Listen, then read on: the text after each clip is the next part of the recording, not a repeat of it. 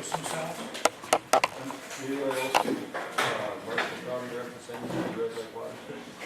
Lee Cole, Belgrano County.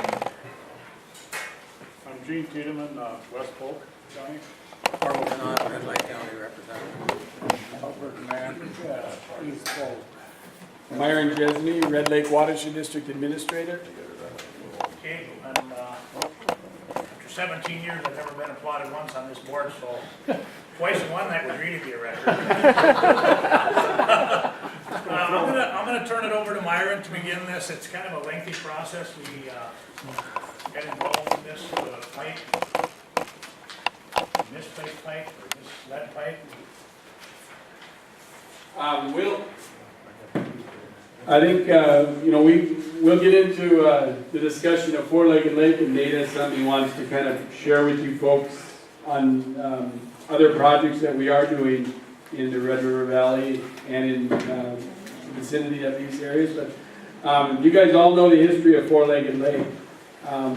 It's a legal drainage system. It was constructed in the 1920s to drain the lake down.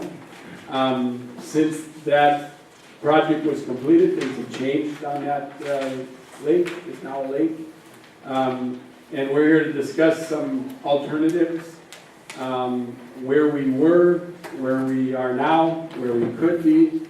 But first of all, we'd like to just turn it over to Nate, and he wants to give you a little presentation on some other things that we are doing in our watershed district, and it could correlate into conversation later for this following discussion.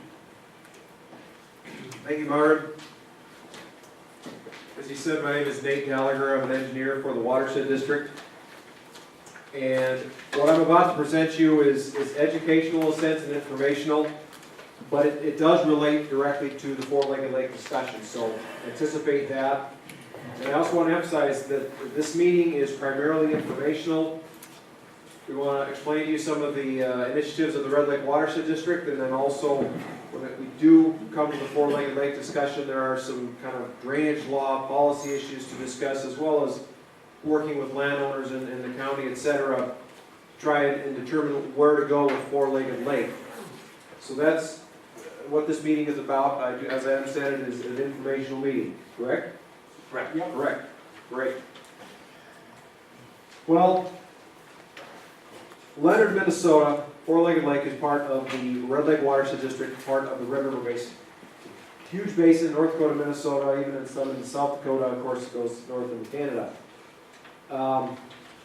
Several organizations have established a strategy to try to reduce flooding in the entire Red River Basin, not only on local rivers, but on the main stem of the Red.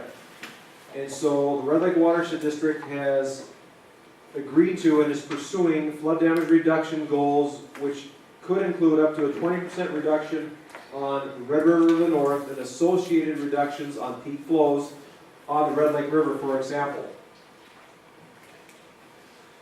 What that means, and our kind of point of measure, is to reduce flows on the Red River by 20%, we have to reduce flows on the Red Lake River at Crookston, that's where there's a gauge we can read, by 35%. That is a lofty goal. That is measured against like a flood event like the 1997 flood. If you recall, that was a big flood in this region. So these numbers that I'm going to throw at you are kind of all benchmarked against the 1997 flood. There's where the Red Lake Watershed sits in the entire basin. You can see it's a pretty sizable district on the Minnesota side, and really for the whole Red River Basin south of the border. Here in this graphic, those green shaded areas are watershed areas that the Red Lake Watershed District already has retention projects located in, or some other federal agency like the Corps of Engineers or U.S. Fish and Wildlife. So as you can see, a good third of the entire Red Lake Watershed District already has some form of controlled retention, slowing the water down, reducing flooding downstream. Right now they have as much as 230,000 acre feet. This was before 1997, and since 1997 they've built about 8,650 constructed storage in the Red Lake Watershed District, so you have a total of that 240,000 number. What that means is if you had 240,000 acres, the water, the Okay, so right now, in the Red Lake Watershed District, there is a substantial amount of retention that is already accomplished to try and help solve and reduce flood peaks and volumes downstream. Well, to get at this goal a little further, see you later, Vernon. All right, former watershed board member. Several districts, both on the Minnesota and the North Dakota side, all did a study to determine where can we store water elsewhere beside what is there. And so we developed a plan to do storage in the Red Lake Watershed District to attack that 20% goal. And what that generated was a map here, shaded by color, to determine where are the best places to store water. And by color, if you look at the red colors, those are the bad areas. Red means stop, right, for most of us. What that means is, if you stored water there, you wouldn't necessarily be helping reduce the flood downstream. If you think about it there on the left-hand side there towards the Red River, that's an early water area. We want that water to get out, drain away, and be down the river before the flood comes. So you don't want to store water there. The same goes for way on the right. That water is late water. That water naturally comes after a flood peak, so you don't need to store that water to really attack the flood peak. So it's those lighter shades, the blues and the yellows, that really help you target and dial into the best areas to store water. And you can see that Four-Legged Lake and Pine Lake are down there in the lower right-hand corner in those yellows and blues. And those are good areas to retain water and slow it down to reduce the peak at Crookston, believe it or not, as far away as Crookston is. So in this study that I described for the Red Lake Watershed District, we came up with general areas where water could still be stored in the landscape, where there's the topography to do so, there's the land use to do so, and those are those yellow shaded areas. If the Red Lake Watershed isn't going to proceed with storage, they're going to focus on those yellow shaded areas, and the green hashed areas are where they already have retention. It also looks like this. There's 4 generalized areas or regions in the watershed that would help with storage. Can you unplug that coffee? I think it's coming through here. If anybody wants some coffee, this will be a can.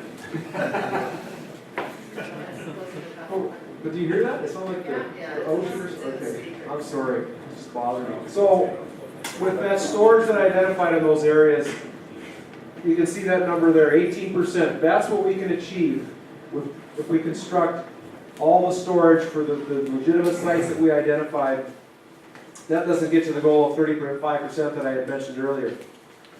So how else are we going to get there? I guess it's good to have a goal, but in reality, we would have to actually do main stem storage on the Red Lake River itself or the Clearwater to get to that 35%. So it just kind of describes the magnitude of the goal to get to the 20% reduction on the Red River. Does anybody have any questions at this point on kind of this overall concept, 20% reduction concept? It might be better off turning it off and Yeah, I just turn the whole thing off. distracting. We're not sure what one we're irritated with.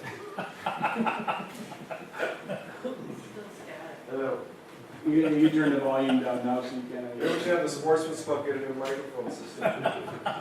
Turn the switch off because you're not. You wore it out with the karaoke deal. Oh, it's not even coming through the mic. No, it's through the speaker.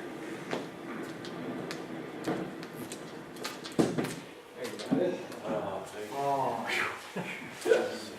that was neat. Okay. Sorry. So these 3 lines represent hydrographs, where across the bottom is the date. This is a simulation of the 1997 flood at Crookston. And the left axis is the peak discharge.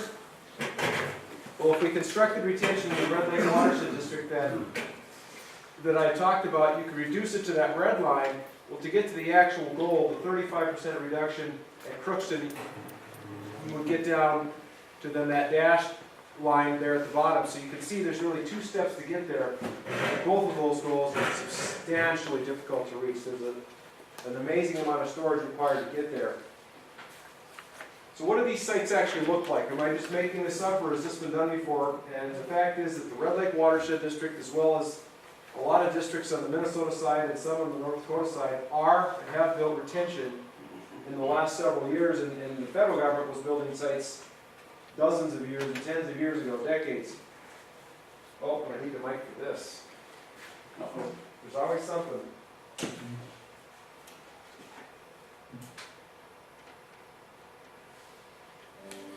Since 1998, people in the basin have worked together to build solutions under the mediation process.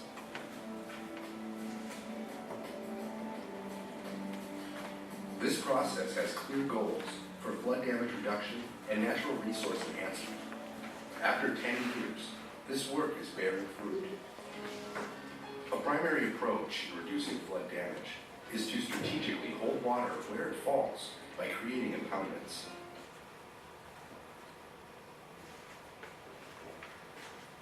This is what impoundments look like. This is an example of what an impoundment looks like. These can be on ag land, they can be on private land, and sometimes they are being considered and constructed on public land. You basically take flood-prone areas and flooding problems, and you either build structures or embankments to hold water, like this spring, running off, collect it all, hold it there and store it there, and then you meter it out over time when the downstream system can safely handle it. This particular project was built in Roseau, near Roseau, and these projects can take several years to develop. Here's another project that was recently also built in 2013. Again, taking a flooding problem that no one can seem to solve, roads washing out, culverts washing out, structures threatened, fields flooded, collecting it all in one local spot, paying a flood easement or buying the land, and then letting the water out when the downstream channels can handle it. I'm standing on the west embankment of the Branson Almond, located approximately 14 miles north of Cookson, Minnesota. This project was constructed as part of flood damage reduction efforts in the valley to help alleviate flooding downstream. The watershed approached me about 3 years ago to see if I would be interested in letting them use this piece of property for their impoundment. Downstream flooding that was going on, we needed to try to alleviate some of that flooding, and this was one of the sites that they had picked to store some water. This spring, this whole area was underwater. We just about maxed out the capacity of the impoundment because it was about within inches maybe of going over the spillway. This impoundment covers approximately 490 acres and it stores approximately 3,900 acre-feet of water. We visualize the direct impoundment as a large bathtub. The water fills up in this bathtub, and you ultimately come down to the ultimate structure, which is what you're looking at right now, and you open the gate, just like you would to drain out your bathtub, and you drain it down slowly.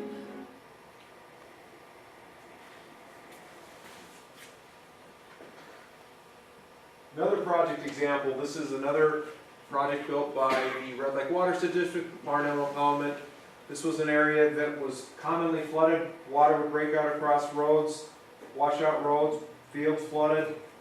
They gathered the water together and they solved a flooding problem with this project. Grand impoundment that Myron was referring to in the video. So you get the idea. These projects have been built on a large scale and are working towards that goal. It's just that that goal is much farther out ahead of us than we've made thus far.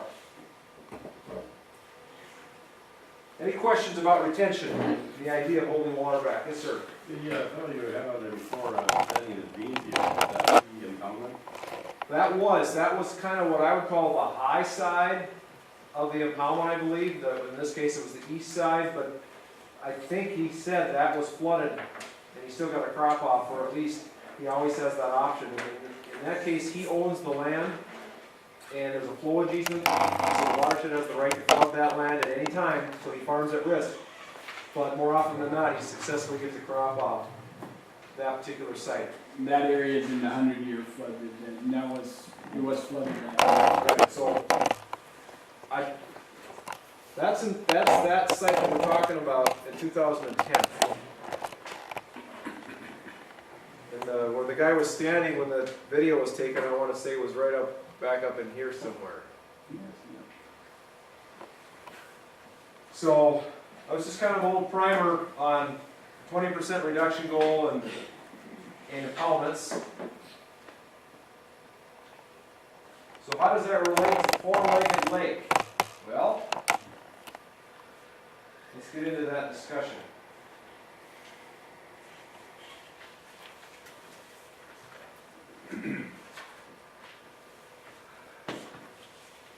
Four-legged lake, believe it or not, is synonymous with judicial ditch plotting. A watershed ditch managed by the Red Lake Watershed District that runs from Ruffy Brook basically through this chain of lakes. It was dug in about 1921 thereabouts.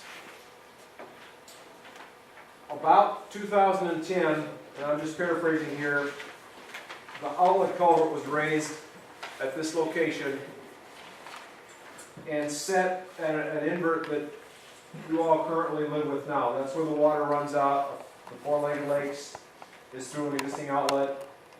The word is that it, yes sir. It was raised probably between 1998 and year 2000. It was prior to. Oh. Yep. Oh.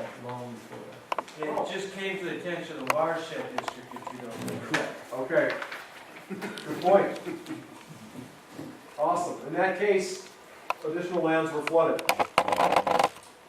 And in about 2010, there was a public meeting much like this. Several of you were probably there. And I don't know if you want to, Myra, to summarize what happened at that meeting? As you guys probably remember, the meeting was in Leonard at the town hall, I think it was.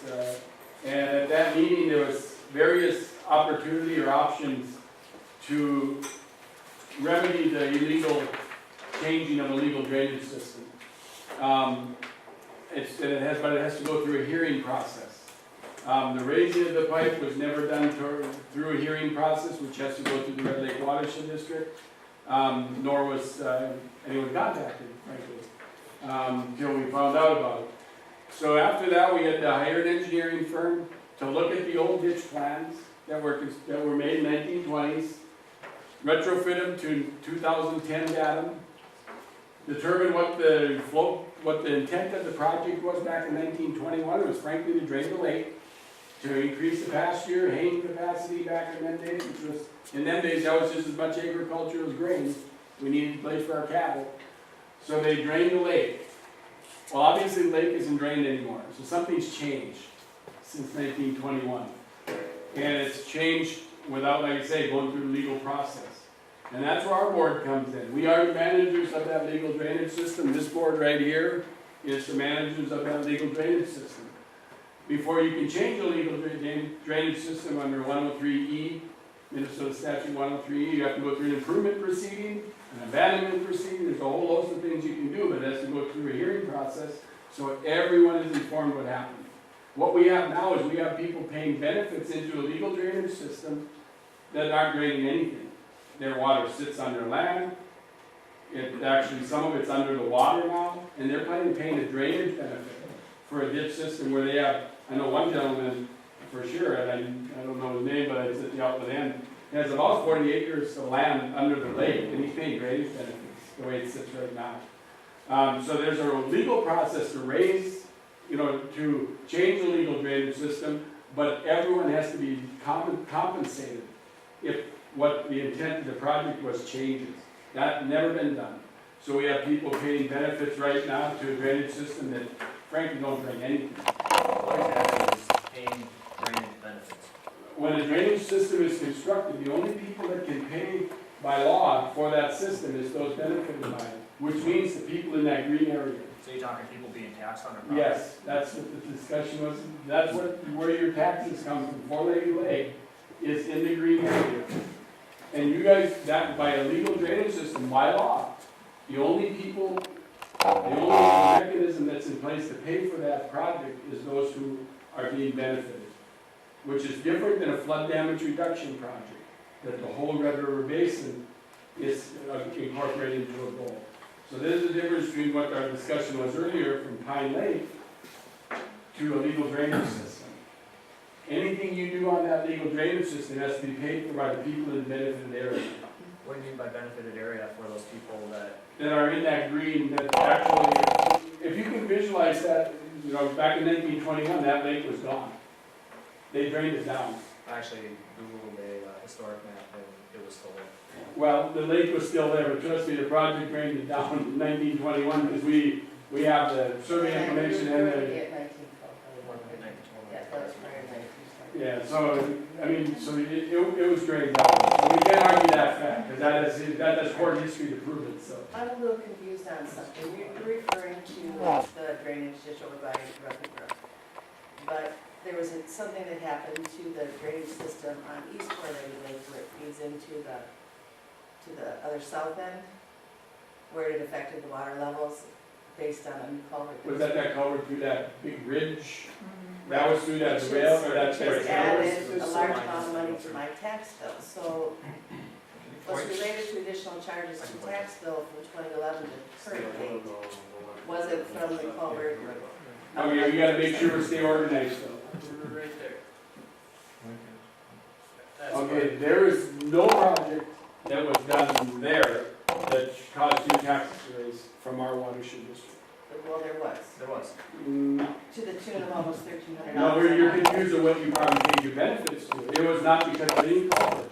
It was because of the study that we had to do that I talked about earlier. That was why your taxes, because we had to pay for that study to be done. And we couldn't pay for it as a district.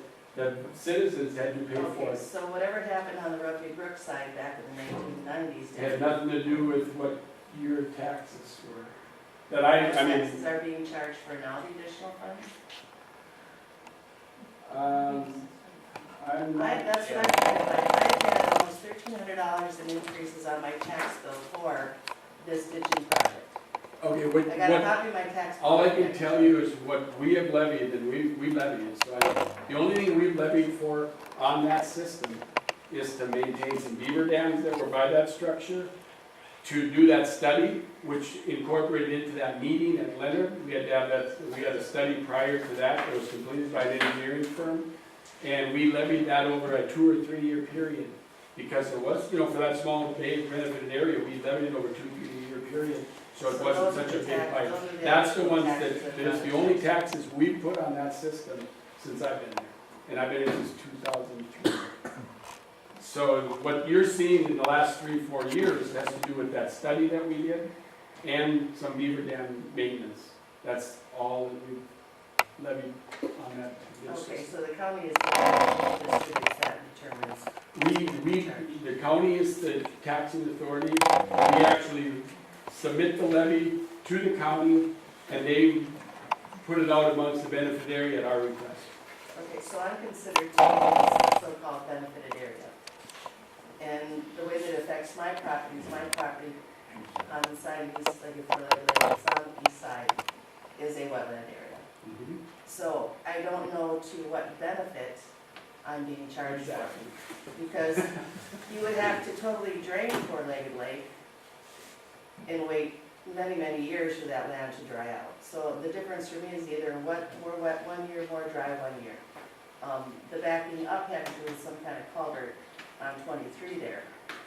Exactly, and that was, and that, I don't know when that was done. I don't think it was done through a legal drainage project at all. Okay, but me as one of the benefited homeowners, landowners, is taking the grudge of the cost for what happened. And I don't believe that's fair. I mean, that this is, I believe that if this is part of the watershed district and it's illegal, whatever, I think it should be absorbed by the county itself, just like You these. can't by law, Why, because it's, because of legal drainage system. There's different laws that legal drainage systems have to run under. If you're gonna have someone from East Grand Forks pay for your ditch system, that ain't gonna happen. Now, if someone from East Grand Forks will pay you to store water, and that's what we're here today to talk about other alternatives than this legal drainage system. Okay, we all acknowledge there's issues with this system as far as a legal drainage standpoint, okay? correct. We can all agree with that pretty much. Some want the lake raised, some want it lowered. Some don't know what they want, but, maybe not like what's there. I just know it's four-legged lake, and as long as they're distributing that water evenly amongst those chains of four-legged lake, so that one area of four-legged lake is being put underwater and the other one's sitting in a dried-out mud pile. I thought the whole idea was to have equal flows and elevation for water, so that you don't get this overabundance of flooding area in any side of four-legged lake extension. Exactly what we could talk about. It was the next discussion, was flood damage reduction versus illegal damage. Byron, I think, we have. Yeah, right? Yeah, I don't know, my name is Delores Harvey, legal counsel for the watershed district. I don't know if this will help explain it a little bit better, because this is not your typical legal drainage system, where you're gonna have lakes and, things going in there. But it's not atypical that you would have a system like this, a legal drainage system built in 1913, 1921, and the landowners back then got together and they established a legal drainage system that went through a hearing process. Everybody agreed to it, and there was a defined benefit area that people could appeal. And a lot of systems that were built by the counties way back when you have a legal drainage system, it's for the private benefit of the people that are in this benefited area. And if you don't receive a benefit, you don't have to pay for it. And that's all part of the hearing process. And then at this point, I don't receive the benefit. Right, and, It's wetland. right, but it's not atypical that maybe the county did a legal drainage system back in 1915, and maybe nobody's maintained it, like they should have, and it's all filled in, and you don't have, certainly the benefit that was there when it was built. And there's certain repair procedures that you can go through and everything else, but once you have a legally defined drainage system, it's owned by the people that have paid for it, the benefited landowners, and the watershed district administers it. Now here, it appears that this one has been changed, and the whole idea of having a legal drainage system and going through a hearing process is so that everybody knows what they've got, and it's set, and it can't be changed unless you go through another hearing process where everybody has to agree again. And if they can't agree, it stays the same. Now, it appears that this one's been changed and modified from its original intent back in 1921, and maybe the land use itself, certainly isn't the same as back in 1921. So the benefited area probably doesn't have the same application as it did back then. So I think it is true that maybe there are some people that are paying taxes that probably right now might not be receiving a benefit, either because of land use change or something. But there's specific mechanisms for that, and it has to go under the legal drainage system. I don't know if it helped or not. There has to be, we can do, number one, the board can redetermine benefits today. And we'd hire viewers to go back out and look at that area to see what, first of all, the system would have to be put back to what its original state was intended. And that's part of, it can't change technically. Right. And if it is put back to the original state as intended, would that water flow be equalized between the four chains of four-legged lake?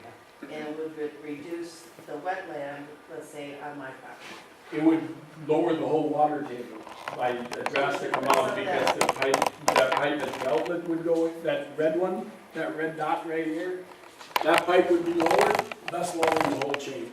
Which would put the wetland area versus the high ground, since I am on such low elevation, back to.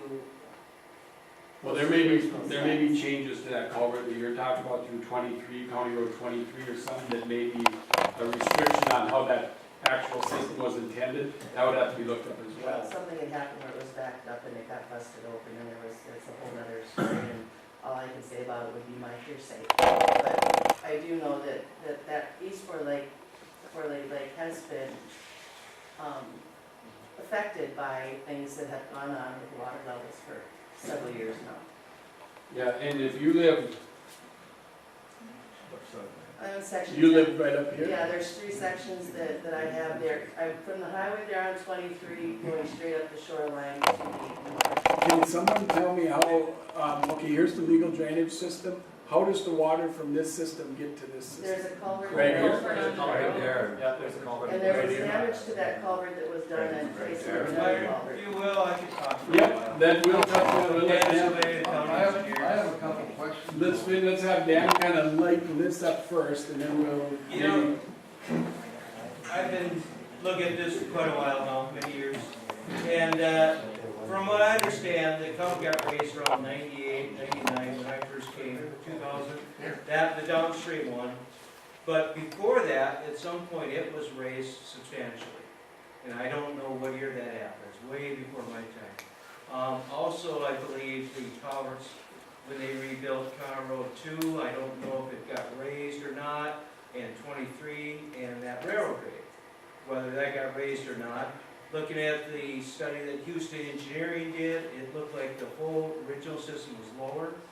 However, you know, the culverts on County Road 2 and 23, they've been at that level since the 50s and 60s. And that culvert on the railroad grade that got put back in, the railroad grade culvert got pulled out in the darkness one night because concerns of constant beaver problems. Well, we put that back into the original depth that we determined was close to what it was when that railroad grade culvert was there. And that railroad grade culvert was there for many years. Underneath there, we did find an old wooden culvert which went substantially deeper, which would identify what the original grade of that ditch system was. And it's a lot deeper than what it sits at right now. So clearly the ditch system is higher than what it was back, if you dug out that wooden culvert. The wooden culvert, there's still remnants underneath that one at the original. So that's stuff that our board has to hear right now. I know that we're hearing a little bit, kind of refreshing our memories of what we've already went through with this discussion of Four-Legged Lake.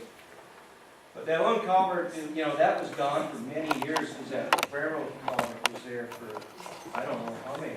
That explains Patty's, 1910, yeah. that explains what she's talking about.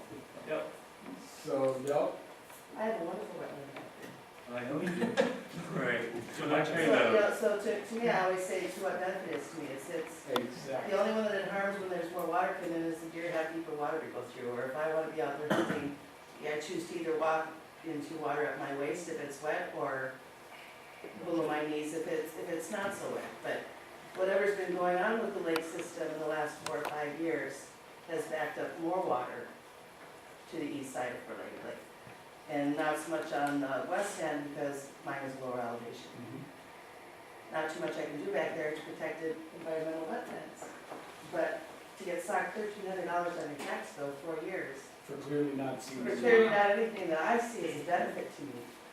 Yeah, is, Based on somebody else's point, so you're gonna move everything out. and yes, I'm responsible for not paying attention, so another net person brought it to my attention because I built a new house during the same time frame. Thought my taxes had gone up so much because of the new home. Nope. Yeah, so, you know, I'm responsible for my ignorance on that. Yeah, right? yeah, and I'm saying that, you know, all these changes that shouldn't have occurred, have occurred, and we're aware of them now. And that kind of puts the watershed in a bit of a dilemma because we're essentially mandated by statute to try to restore it back to its original design, which would make all of the land area here vastly different. We've probably got wetland issues, and we've got just the amount of time that has passed, you know, since these things have been in place. But why should the landowner have to absorb the cost for a mistake that they weren't responsible for? That does not seem right to me. Right, and if we knew who the responsible party was, you know, then, you know, let's say it just happened last week, and somebody knew who did it, or if somebody put the culvert in the wrong elevation, there's mechanisms for going back in and having them reset that, and, you know, charging that person for But the that cost. homeowners now are paying for that. They're paying for what you guys are going through because somebody disrupted it. Right. Same, Myron. I think we're gonna need to move on to, what type of method we're gonna wanna move to Okay. get this I mean, Okay, the benefited area, I mean, is a problem. a legal The drainage money is the system county. makes, Well, I think That's that's what the money and how probably being it. charged is, we go to the county for that, I understand that, so. well, but the money you're paying is what we levy to that system, and the county only collects it. Yeah. Lyman, and I do think that we need to, figure out why the pipe was there, and maybe if there's some other people that have benefited or have been hurt by this. I mean, we've heard quite a bit from the one. I think we need to kind of get a general. More of a discussion among. We got, 20 minutes Put here. that in, and the water is 10 feet lower than it was last spring. On which end? On the southwest one, Yeah, it's been dry. Yeah, it's been dry, yeah. So, and I mean, yeah, today, you know, in a dry year, you know, probably a lot better, but in a wet year, not so good. Yeah, so. Okay. Myron, are all those lakes part of the four-legged system? Because by your map, it makes it look like it only starts at the second lake. Yeah, he had the benefited area map, which is right there. Okay, That was so it is established in like 1920s. Okay. I got a couple of questions. First of all, I really like the picture you have here of the, was it affected area? Yeah. Yeah, let's go through that Yeah, but presentation. No, because this is important, okay? Thank you. When you got 2010, that's the wettest year they've had in how many years? So you can't really use that as an example. Well, if it was supposed to be If rain dry, it's the wettest year, if it's the wettest year, I can only hope to see another year like that. Probably will never. And do we know if 1960 was an average year? no, all we can tell you is that this was dug to drain the lake. Right. And it wasn't drained in 2010 or Right, 19. and it wasn't drained for very long back when it was dug either, because they discovered that wasn't working. That's why it's back the way it is. And I would assume that wooden culvert that's there was so you could drain to the very bottom of the lake. And they have not had that lake drained in many, many, many years because it didn't work. The second thing I'd like to say is, who determines a benefited person? How do I The viewers benefit? did back in 21, they had 3 decisions. No, I'm talking about, I'm not here in 1921, I'm here right now. But we have chances to So how am I a benefited person? because that's what the benefited area is, until you go through a legal process, it can't change. Right, but I benefit by how do I benefit?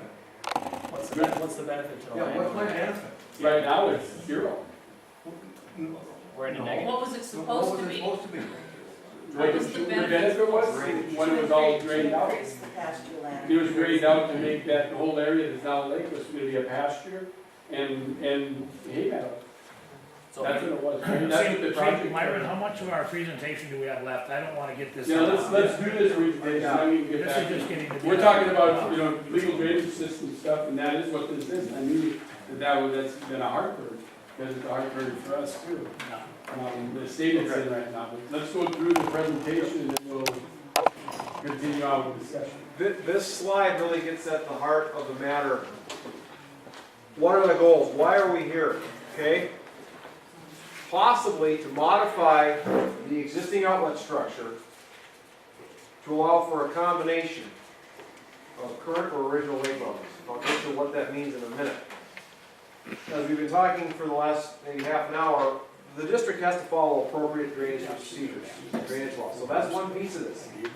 But the reason this is potentially a win-win is because of this whole 20% reduction concept, the idea of storing water, possibly using a project like this to enhance flood storage downstream, reducing peak flows downstream, etc., while addressing landowners' concerns, possibly redetermining this benefited area so that the right people are paying for the right benefits. Okay, so that's really the bottom one, is manage agreeable lake levels. If what's there today isn't agreeable, we need to work through that and come up with a solution. Let's talk about benefited area just a tiny little bit. It's basically the drainage area. What areas contribute to this system? And then you can determine their benefits from there. The drainage area of Four-Legged Lake is about 9 square miles, and then it drains to the Clearwater River. It's a fairly small drainage area, all things considered. Thus, there's only a few landowners involved compared to some other lakes. This is the map that was referenced earlier. All we can really say is that this is what it looked like in 1960. In 2010, these images are at the same scale. You can make your own judgments, but it would appear, and then maybe you were right, that 2010 was just a wet year. It was. Okay. I got a picture from 1939 where you can see where they ate it. Right. So it's been all over the map, but we do know that currently culverts are higher than the original district. That is established as fact, and the watershed needs to wrestle with that. So here's that same situation with the 1960 to 2010 example with the blue being the 1960. You can see this lake really can grow and shrink, and you've already agreed that it does that. In fact, they hate it. And then you can see different surface areas. So you go from roughly 500 surface area acres to 900. It almost can double in size depending on water levels. And right now, the outlet invert on that west end is approximately 1427.1, and the historical ditch invert for outletting these basins is potentially 1421.7 or somewhere in that vicinity, possibly a little bit higher than that. But that just gives you the variability in where it is today versus where it was originally constructed. So if you take that 1421.7, What is that number? Is that it's an altitude? elevation. That's an Elevation above sea level. It's altitude, I think, is a fair way to say it. How about what's an outlet invert? Outlet invert. That's the culvert where it runs through the culvert. That gives us up to over 3,000 acre feet. That's a volume of water. That's 3,000 acres, a foot deep, of potential water we could store if you were to allow the lake to be at one elevation and then rise to another and then eventually drain back down. If you used this lake chain as a reservoir system, there is in the vicinity of 3,000 acre feet of storage space available. That's just, we're just talking numbers now. Where does that sit as far as acreage that's water at this point? What's the acreage at the water circumference of these four-legged lakes as it stands today? I would say it's similar to probably maybe a little less than, if this is a 2010, the hatched outline, it's probably lower than 2010, but it would be the larger size. It's more than the light blue, It's more than the light blue. probably and less than the hatch. I mean, these are these wetlands you were talking about. Yeah, that's not that. Yeah. I know all about it. Beautiful I've walked all wetlands. over, yeah. Say, Nate, is there any other landowners that have land around this would like to have an input in this? And that's much more water there than I've ever seen. I just, one more slide and I'll re-ask Dale's question. So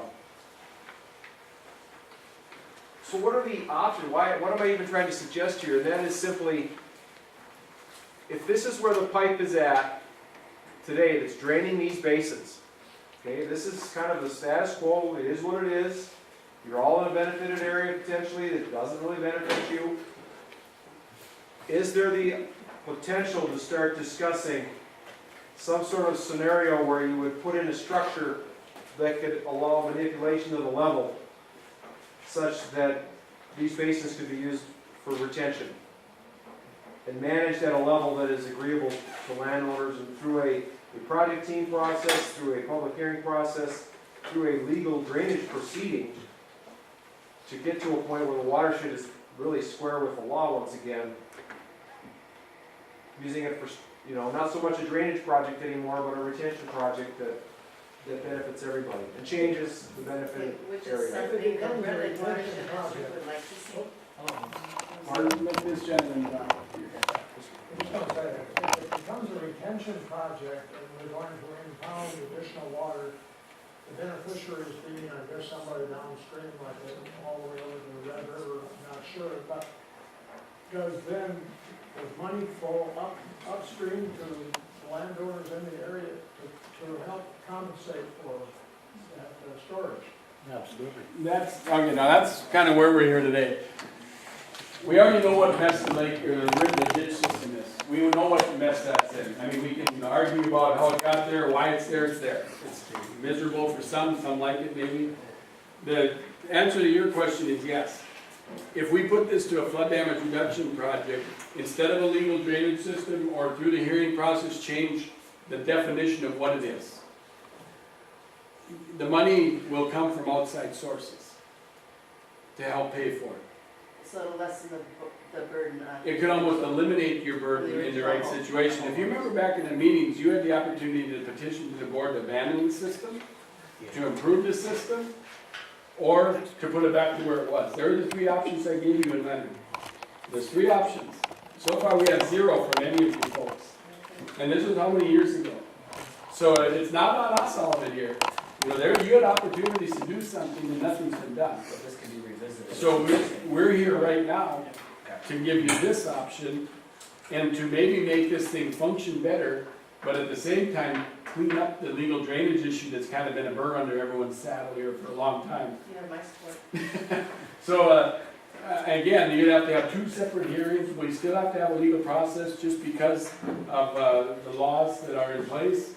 But to answer your question, there's all kinds of outside money that would come and help pay for this whole infrastructure to get to work better for a flood damage reduction point of view and not a legal drainage system. We call it flood damage reduction because that's the only way that we're gonna have anyone from Moorhead, East Grand Forks, or anyone else help pay for it, is that if it benefits them. Same as your ditch system, the only reason that ditch system is there to benefit you, even if it doesn't. Some ditch systems work better than others, it doesn't work so good. But to answer your question, that's exactly what. One follow-up question. Yep. If the money is gonna go upstream and pay somebody and back to his point about who are the beneficiaries, how do we determine the beneficiaries and then follow up? How do we decide if we're gonna do it? Under ditch law, what would happen is, if, it depends on what way we went with this whole thing, you could have petitioned to abandon the system and it's done. We go through the hearing, that could be part of the hearing process. Abandon the system, make a flood damage reduction project. Yeah, I think, to answer your question here, if you get federal funding, part of it's just for the structure itself and providing the storage, which then has a benefit for the greater good because you're storing water that's not going downstream. But at the same token, if it's harming you or we're expanding the system beyond that, then whoever that particular landowner is, where there might be a flowage easement or something affecting their land, they would have the right to be compensated for that as part of the project. But it's not like all the federal monies get distributed to everybody who might be in the benefited area. It would have to be, essentially specifically affected people. Okay. Would that go back to the 1971? No, if you're going to do this and you're going to modify the 21 design, which really doesn't appear to have any present application, you'd probably do a redetermination of benefits. And then you would have to define, is there a legal drainage system really that's functioning anymore? And if it's not, because it's being replaced by something that's not draining but storing, then you may not even have a benefited area. Your benefits would be zero, and you'd pay zero.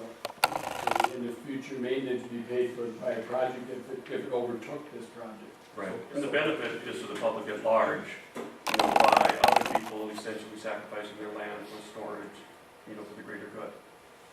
Does that make Okay, now, when sense? I met with you in your office before, we went through, one of the reasons we didn't go through all of our three very attractive options is because they all cost a lot of money and we're a very small group of people. And the risks are substantial that anything we attempted would be turned down and we'd be out the money. That's a Having risk, and done, I did explain that to absolutely, you that's very a well. significant risk, so that's why nothing's been done. But of course, as you can tell, nothing's been done on your end either because you've been involved in a whole different turnaround. Because this is not anymore about, let's put the lake back to lower levels. That's not the goal anymore within the Red Lake watershed Well, district. that's the only option we have if we don't, right? Yeah, not necessarily true. I mean, Well, we could go through the process and Right. try and get back to that. That's not serving your greater Right. goals No, right now. if we just drop the greater good and just go back to legal Right, we drainage could do system, that. lower that pipe by 6 feet. We also probably look at other areas that were manipulated through time, put it Right. back to where it was. I don't know if anyone, I think Doesn't there's do a whole, anybody. Or we could just eliminate the whole problem. you could abandon Right. the whole You legal could drainage abandon the system whole- by petition for abandonment. But even that one has a risk of you saying, nope, sorry, can't be done. So Well, there is a risk for abandonment there proceedings. there If is. someone else doesn't, some landowners that are, your neighbors don't agree with it. Right, so there's risks with all of those. So Yes. that's one of the reasons it hasn't gone forward. Oh, I totally, we Yeah, talked about that at length. I'd love to just say I have that bond money in the back pocket, but it's not But reality. Myron, I think what we did is by waiting to see if there were some options before we lowered this culvert. Yeah. Because there's a host of different options here. We Right. can go in there, we can lower this, put it back to Tomorrow. what we can do. We're holding off with this because we feel there's some other means of benefits to other people in this. Well, clearly there is now with this, No, I mean, even if there wasn't this, I mean, Yeah. yeah. And I would agree with Dale that essentially you still have the other three options, but this is essentially presenting a fourth option. Right. A It's much- not saying a much more that this has to be attractive done, Much more Yeah. attractive one, so. and it's essentially up to you guys, and that's kind of why, I guess, the information is being presented. Well, I was kind of taking the long route out to my other question, which was, when we were looking at this before, we were being told that we were going to have to pay a whole lot of money to lower the lake level. We then called the DNR because we wanted to ask if we could pull water out of the lake to water our fields. And we were told certainly for a very large fee, you can lower the water level, or, you know, to keep the water level up was the DNR's goal. So you had the DNR saying, oh no, we need the water in the lake. We had you guys saying, we don't want the water in the lake, and we could pay for it both ways. So now I I'm don't know about the asking, raw water appropriations permit or how much that costs, that's what you're talking about. well, that's what I'm Yeah. talking about, but now, if we were doing this retention, is that any easier to get a permit to pull water out of there now that it's being stored? There's a few things, and we've talked about this with some DNR folks Mm-hmm. as well. It's, you gotta remember, we have DNR staff that have come in that have always seen that lake at that level, they didn't even know it was a legal drainage system. So, That's how much the we DNR were at a meeting in Leonard where the one DNR guy who's a friend of mine still didn't believe that the culvert was raised till the township supervisor or someone at that meeting admitted that they did. Right, right. So then he looks and goes, I guess it was raised, he said, you know, so I mean, we can go, this legal drainage system discussion still may come to a head, but there is another alternative that we're here to talk about today, and that's to look at this whole project holistically, determine if there's a flood damage reduction benefit to the folks downstream that would help pay for this whole component. At the same time, we would look at the ditch system. If this project overtakes the legal drainage system, you actually could either redetermine what's left of the system or any, if any, or redetermine it and find out if there's zero benefit. And in turn, you know, you may get that ditch system abandoned through the process, through the hearings, but it has to go through the hearing process to do that. It can't just be some, say, Of any of them, including the retention one? well, but the retention one would have to probably be included in this scenario Okay. for that all to take place. Because if we leave without a retention project, all you have is a legal drainage system, which we have to go by. Those are the So we would have to still go through the abandonment procedure to make to leave it the way it is right now. I got a quick Okay, question, Ed. okay. Earlier, there was talk, when you guys were all talking here about if you guys had known who had taken care of whatever happened with, the pipes that got taken out and moved, that the onus would go on that person. Basically saying you guys didn't know who had done it. Now I just heard that last meeting, you guys know who did it. Okay, you were talking two different things. We know who did the outlet pipe, we didn't know who did the other one, see. But- You guys were talking on 23, Yeah. don't have any clue on that. And a caveat to that statement, what I said is, you know, if it happened like last week, you know, we were aware of it, you know, there'd be a mechanism for that. But I would say that, you know, there's nobody on the board that was on the board when this, you know, would have occurred. And there's probably not a lot of people in this room because of land ownership changes and everything, you know, that knows that. And then we're also dealing with however many years have passed, you know, since the time that it, you know, took place to go back and enforce it. So if it had happened last week, yes, you know, there's mechanisms for doing that. Yeah. And then it's just kind of problematic now because if you take a look at, you know, saying, well, the watershed, you have a duty to do this, well, the land use changes have gone on for so long that, you know, how does everything into play? And you don't really have an easy answer for it. Myron, I think we need to sum this up by having a couple, three options. Okay, I mean, the host of the questions here, as far as from a board's point, has been more of a bickering match, not an informational meeting. I mean, is there anybody else here that's got something to say about this? Because we could take care of this right at the district. I mean, in impoundments, there's nothing new. This is something we just dreamt up overnight. Dan? I kind of like the idea of this retention system. I mean, that one, you're looking at two different culverts, two different levels, is that the way I understand it? That's more just conceptual. The idea would be you have some sort of a fall drawdown level that then in the spring, you would let the spring inflows fill up, and then you back off to a summer pool, that eventually you would draw back down in the fall. So you basically have like a spring runoff retention site with some operational flexibility. So, no, I'm not saying it would just be two pipes, one over the top of the other, but you would have some sort of structure you could manipulate to store water and then drain it later. Yeah, I mean, and that helped with farm damage, it helped with some landowners that are flooded up upstream more. And then it probably pesticides the ones that want more water. in the Well, it would lake, look too. at, but the whole flood damage reduction project, would look at the whole system. And then you can get that to fund the system more, rather than putting it all on top of the property. Right, sir? You're talking about that, Dan was talking about that wooden culvert that's in 23 that was on the other side of the road.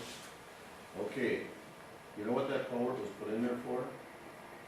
That was put in there when they drained that lake in 21.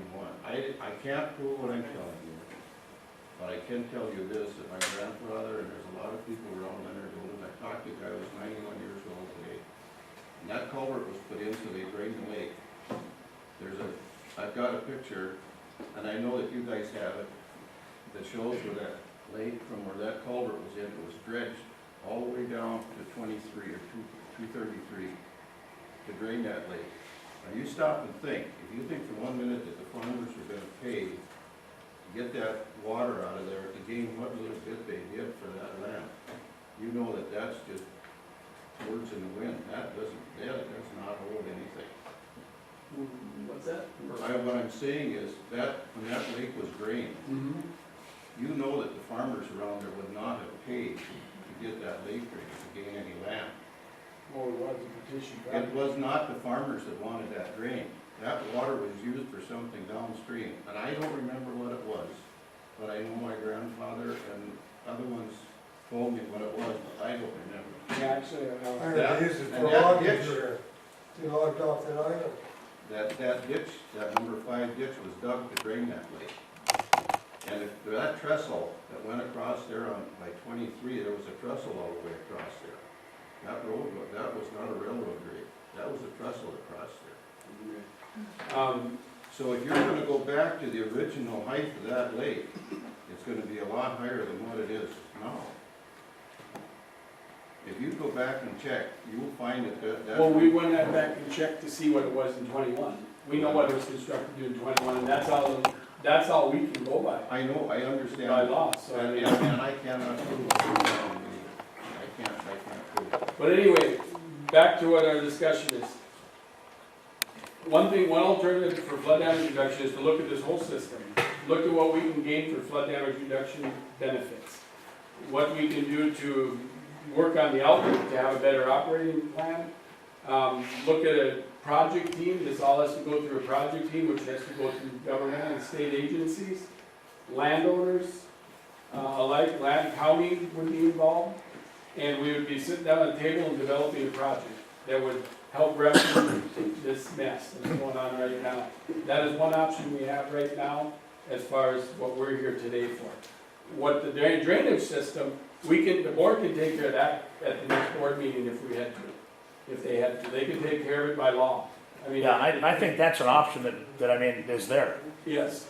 So I To mean, lower that pipe. this here is a little different. It's gonna take a few years, or it's realistic, it's gonna take a few years, just even if we got proceeded, going through the process, and go through the permit process, design and engineering, it's gonna take some time. But it's still an option to look at and to see if we can remedy the issue that's here right now. And it would still absolve the district from the legal standpoint of where we are. I mean, we're in a situation where everyone can say, I think I know, I heard this, and rumor has it this, but the point is, we can only go back to what case law, or what the law said, what ditch plans we have that it was constructed to, which we have, they're all in almost 1921 blue line. We have all that information. So that's the only thing our board can do with that ditch system is take the evidence and put it back where it was. That's. Which we might be allowed to do, might not, because we're the watershed, and then there's the state, and there's, Yep. the DNR and the other people that would preempt us. Because now it's taken a life of its own. So, Argument. So, to change it, or to abandon it, the only people that will vote on it are the ones have in 1921 benefited that land? Is that what, Correct. those are the people that will make the decisions. Right. So if you're off that, then you have. It's no only say. the ones in the benefited area can petition Okay. to abandon the system. Thank you. Yes. But you could do a redetermination of benefits, and that way redefine that area, and then those people would have that right. And then there are people come out and look at it and find out that maybe you have zero benefit. You know, and someone else may have zero benefit to have it as a legal drainage system because of. But anyway, you're looking at it, you have a very small area, And and a it very costs small money. pool of We people talked to about do that. that. And can shift that pool to other, a smaller group of people. Yes, it shifted back to just the locals and not the Moorheads, the East Grand Forks and stuff. So,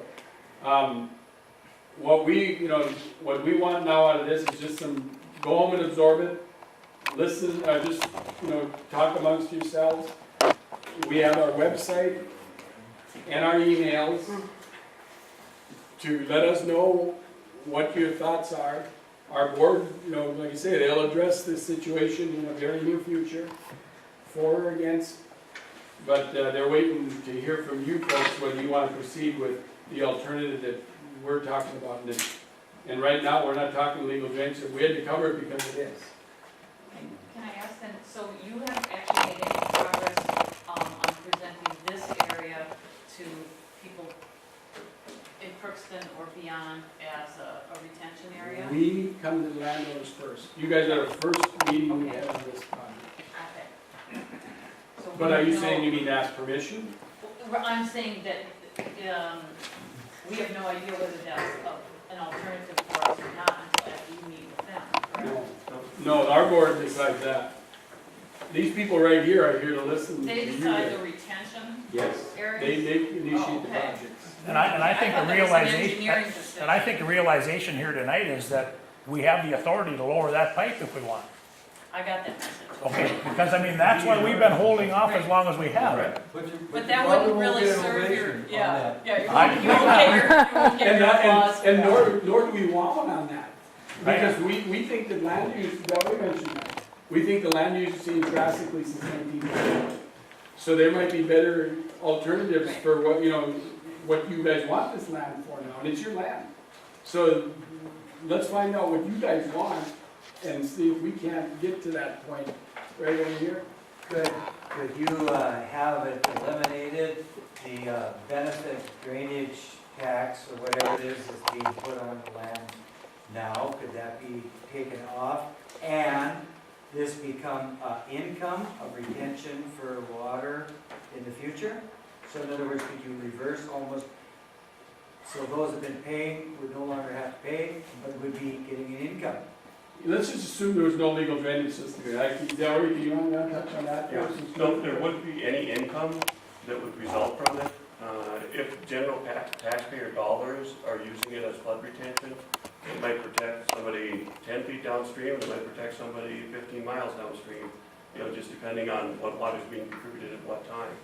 So that it's not really an income, but if you're adversely affected because of the project, you have the right to be compensated for that. So if your land is directly affected, you get paid for it, but it wouldn't be like an annual income or anything like that. Basically offset the tax that's already there, is what you're saying? Well, it would, but it would also compensate you for the fact that your land is going to be encumbered now if it's a flowage easement. Right. This means that if it raises by 3 feet that was for the 11 year, you might be compensated for. What you would do is, what they would do in this situation, that's a good question, so what we call the flow easement. Once we go through this project team process, we determine what the elevation of that water is going to be, the highest that water is going to be, and we can regulate it by the outlet structures or whatever. We would purchase a flowage easement from all the landowners that are in that area. They would be paid a one lump sum, one-time fee for a flowage easement, so that now you know that this is what the water level is going to be. This is the most going to You be. could have this much of your property. Yes, and it would be like a little, you could even, before the project gets an issue, we could even go out on your landscape and say, this is the flowage easement that we're gonna purchase from you. So if we store water on this, you know that, you've already been compensated. If it gets over here, now something's wrong, but we paid you to here. And you're free to use the land at your own risk, but you can't put a permanent structure in it. because if it floods up to the flowage easement, we can't pay damage. Yeah. I think you should ask the landowners in the benefited area if any of them want the lake restored to 1921. Well, we're not talking about ditch project right now, because we could talk about the legal drainage project. I know, but if nobody wants it restored, then. Then they gotta take an alternative measure, if we don't do this, they gotta do the other options that are available, because they don't have an But option is to there any drain. landowners here who want to see it drained? Does anyone want to drain back down to 1921? No. I knew that answer. Yeah. I've been at meetings before, Trent. But Myron, it is a small enough benefited area where it's easy to contact these people and have enough Yes, information. we have all, that's why you're here, we have your names, Yeah. through the, the benefited area. And We maybe, have all that. and maybe in some fairness, 2 of these in one night probably isn't fair to the second group, you know? Yeah, don't tell me if you know who the Vikings are, I don't wanna know yet. I think we're gonna button this up. I mean, it's been a long night and, I think everybody. Get a hold of us here, folks. Nate?